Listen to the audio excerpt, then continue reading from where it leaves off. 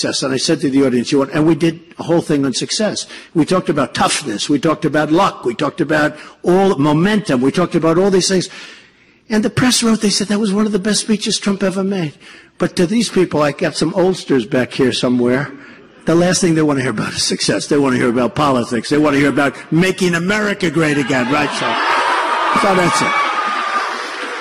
But Vince Lombardi was tough. And we have to be tough. And we have to be smart. And we have to be vigilant. And we have to let the right people in. And, people can come into our country because we're going to build a wall. And the wall is going to be a big, powerful wall that people aren't going over. It's going to be a real wall. And Mexico is going to pay for the wall. You know that. 100%. 100%. Did you see Vicente Fox, the president of Mexico? The president of Mexico, a couple of weeks ago, was on one of the major networks, and he was using the F-bomb. Can you imagine if I used the F-bomb? Be the biggest story. If I say something like where it's fine, watch tomorrow, Face the Nation. I did a good job, but they said, he maybe didn't say this perfectly, but I did. But they were hoping I did. It's brutal. If I say something, it's like headlines. If somebody else says something, like I watched John Kasich being interviewed this morning on CNN. He was so bad. He was talking about the abortion issue. He was so bad. And I said, if I ever said that, it would be headlines all over the world. It was incredible. And I said, okay, I just asked, it's like 7 hours later. I said, did they write anything? No, nobody writes anything. Nobody writes. You think it's a double?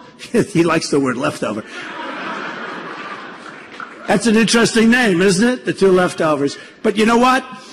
If I said it, it would be a whole different story. So it's not a fair thing, but at the same time, I guess you can't complain because we're getting a lot of coverage. They said I got almost $2 billion worth of free coverage, right?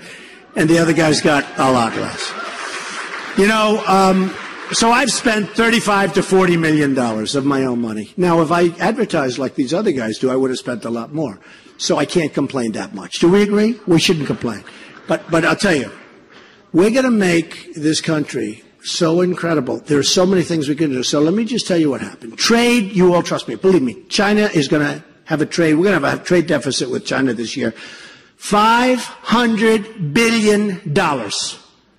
Then these stupid people, I'm a conservative, but I'm a common sense conservative. Walker copied my term. He said he's a common sense conservative. I've been using this term for the last. He also copied Make America Great Again. When he was running, I made a speech and got this fantastic standing ovation from a big crowd. He saw it. And I said, Make America Great Again. But see, I copyrighted the name, so it's very important. And it isn't Ronald Reagan actually had a similar thing. He said, let's make America great. That was his term. Because people said, oh, Ronald Reagan. I don't really copy. But it's like, make America great again. So Walker saw it. And he goes, make America great again. He didn't get much of an applause. And then shortly after that, he was out. He was gone, But and I'm going to bring tomorrow to one of the meetings, or maybe the next day, I'm going to bring the plaque that he gave me. I actually brought it. I'm going to hold it up. I would have brought it for you, but I don't know. I should have brought it for this crowd. Oh, what the hell? Why didn't I bring it tonight? But I'm going to bring the plaque where it's got this beautiful inscription down there. It's incredible. But what's going to happen is this. I'm being interviewed by Wolf Blitzer, and he asked me about NATO. Now, I know about NATO. I'm not an expert on NATO, but I have a lot of common sense, and I have great business instincts. That's what you need when you have 19 trillion. You need somebody that we have to stop this, right? So, I said, where did this come from? Nobody ever asked me about NATO, and nobody ever asked me a lot of these questions, because now I'm all of a sudden a politician. He asked me about NATO. I said two things. I said, number one, it's obsolete. It was, really developed for the Soviet Union, which doesn't even exist now, but Russia's plenty of problems. I mean, Russia's big stuff, and, it's good. But today we have a different problem. We have a problem with terrorism, right? We have a big problem with terrorism. Well, we have 28 countries. They're the wrong countries in terms of terrorism. Many of them are the wrong countries. And I said, we have to rejigger NATO. We've got to make it modernized. It's old, bureaucratic, and we spend most of the money. We spend money on all these countries, and they're not reimbursing us anywhere fairly, and they're way in default, and we keep spending and spending. And one of the things I do is I'd say to people, and I said to him, and I got terrible press, and then 2-3 days later, some of the experts said, we've been studying NATO for 25 years. We never thought of the things that Trump has said. Like, it's obsolete. It's funny. when you study something so closely, a lot of times you don't see the forest for the trees. You've heard that, right? But you study something, what does that mean? Oh, that's positive, right? Come and take it. Wow, oh, that's good. Come and take, I love it. I love it. Oh, that's very nice. That's very nice. I figured it was a protester. He's actually a... Oh, that's beautiful. Thank you very much. Oh, I love that. The Marines. Wow. I love that. Thank you, darling. That's beautiful. You know, when I see somebody stand up with a flag, usually that's a protester, and they have a lot of foul language. You know, it's all professionally done, just so you understand. But that's really fantastic. Thank you. Thank you. Thank you, folks. I love it. I'll come over and shake your hand in a little while. No, those flags come up, and I go, whoa, whoa, protester, get them out of here. And then I say, wait a minute, that's friends. We can't do that. So with NATO, so what happened is I said obsolete, and we spend too much money on NATO because we're really defending other things. Like, as an example, the Ukraine. I love the Ukraine. I have many people that are friends of mine that live in the Ukraine, just like I have many people that are great, great friends of mine that live in Wisconsin. They tell me all about Wisconsin, and I'm here. And, I mean, I saw one just a little while ago, and he said I'm doing great, by the way. I think we're doing great. I think we're going to win Wisconsin. I think. Yeah.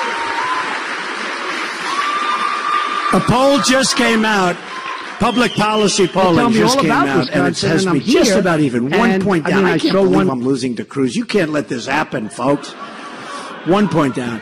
But I think we're going to do great. And I tell you what, when I looked at the thousands of people outside, and the same thing today when we had 7,000 people next door in a like a separate room, I said, this isn't second place. This isn't like a second place feeling. And these other guys go and they have 200 people and 150 people and 300 people. Just a little while ago, and he said I'm doing great, by the way. I think we're doing great. I think we're going to win Wisconsin. You had to see that second. I think. Yeah. A poll just came out, public policy polling just came out, and it has me just about even. 1 point down. I can't believe I'm losing to Cruz. You can't let this happen, folks. 1 point down. But I think we're going to do great. And I tell you what, when I looked at the thousands of people outside, and the same thing today when we had 7,000 people next door in a like a separate room, I said, this isn't second place. This isn't like a second place feeling. And these other guys go and they have 200 people and 150 people and 300 people, and we come and we have 8,000 people and 5,000 people outside. And you had to see that second place was unbelievable today. And we're going to have 15 or 20,000 people on Monday at one of the venues where we have this massive venue, which is good. And we're going to have, I think, 6,000 or 7,000 at the other one. I said, that doesn't sound like second place. And the other guys go, literally, they have 300, 400 people, 200 people. And I said, you know, I know pretty much. When I went to South Carolina, I was supposed to come in second place. And I said, that's not second place, because I'd have a crowd. And it would be thousands and thousands of people, far more than anybody else had. And the same thing in New Hampshire. I went to New Hampshire, and I was supposed to come in second place. And I'd go out, and there'd be people, thousands of people outside of the building trying to get in. And I said, you know, I guess, you know, what do I know? But it doesn't seem like second place. And then I ended up winning one in a landslide. Then we go to the other one. We win that in a landslide. I think we're going to have a big, big victory in Wisconsin. I really do. So with NATO, I said, look, it's obsolete, it's old, we have to focus on terrorism, and we're spending money, and people aren't paying. You know, we have 28 countries, and a lot of those countries aren't paying. They're supposed to pay 2% of certain figures, and the numbers are, you know, the numbers are just absolutely, they're not being met.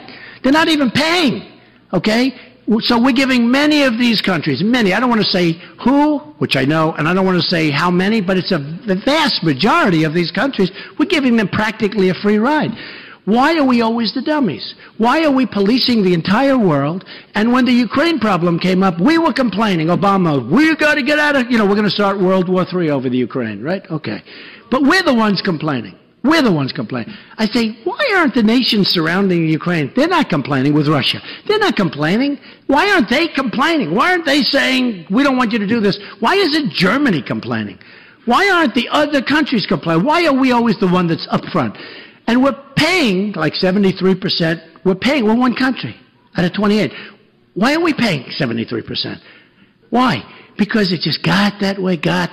So one of these experts was good. He said, I've been doing this for a long time, and I've been studying. I never thought of it. It's obsolete. Trump is right. And you know what else? It's unfair, because the United States is paying disproportionately by a lot, disproportionately too much. We owe 19 trillion going to 21 trillion. I'm going to get that down so fast. There's so many different things. That's just one.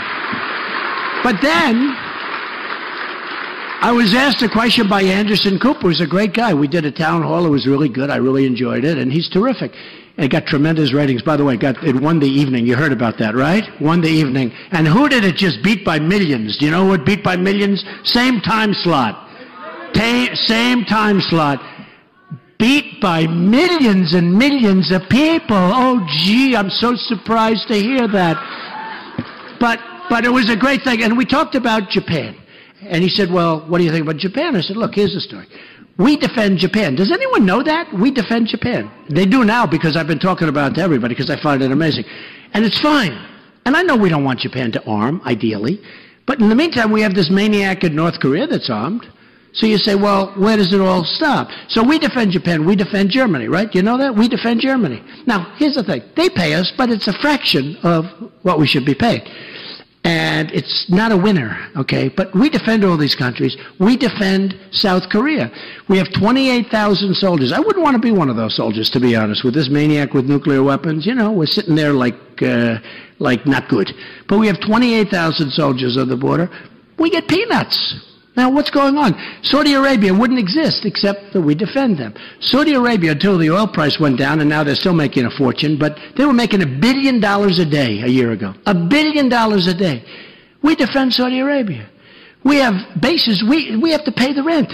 Why are we paying rent? The rent isn't the big thing, but the concept of why are we paying rent? We're defending them. Why are we paying rent? Okay? If we left Saudi Arabia, they would fall. Okay? They would fall. Whether internally or externally, probably Iran, because Iran took over Yemen. And Yemen has one thing that looks very, very enticing. It's a massive, long border. I mean, one of the longest borders you'll ever see with Saudi Arabia. And Iran wants to get the oil. Look, now they're taking over Iraq. They're taking over Yemen. They don't really want Yemen, but they like the border because they want to take over the oil in Saudi Arabia. And so I'm really good at this stuff. It's sort of amazing. These guys don't give you credit because they'll give you like a quarter of a sentence. So here's what they did. So the question was asked about Japan. I said, look, you always have to be prepared to walk. If you can't say you're going to walk, you can't make a good deal. Okay? It's called the art of the deal, right? John Kerry should have walked at least 2 to 3 times with Iran. When John Kerry went to Iran, he should have said, you have to release our prisoners before we start talking. And they would have said no, and then he should have walked, doubled up the sanctions, and within 24 hours he would have gotten a phone call, come on back, we're releasing your prisoners, and that would have been 4 years ago, okay? That's what would have happened. But this guy never walked. He never walked. They abused him mentally. They abused him like he was a child. They took advantage of him like he was a baby. They made an unbelievable deal for themselves. We got nothing. And on top of it, we now have a president that says it's not good what they're doing. And it just happened today. It's so embarrassing. How we have this man as a president is so embarrassing. He is now, after just a short while, in the meantime, they've taken much of the money, the $150 billion. They've taken the money, they've spent a lot of the money in Italy, all over Europe, in Russia. You know what they're doing with Russia? They're buying missiles. And we have Obama. Today, for the first time, he said he's not happy. He's not happy with Iran. He didn't say it as strongly as he should, but the real truth is they're in default. They are in total default. Problem is the money is gone. In other words, I wish, the 150. Now, I've said a number of times what I would have done with that, right? The 150. First, I would have gotten our prisoners back. I would have said, listen, before we start negotiating, fellas, you got to do this. The prisoners, they have to come back.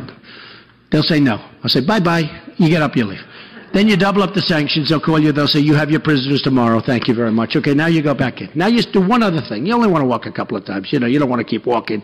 Too much work, right? Now you say one more thing. Listen. listen, the $150 billion, we have no money. We owe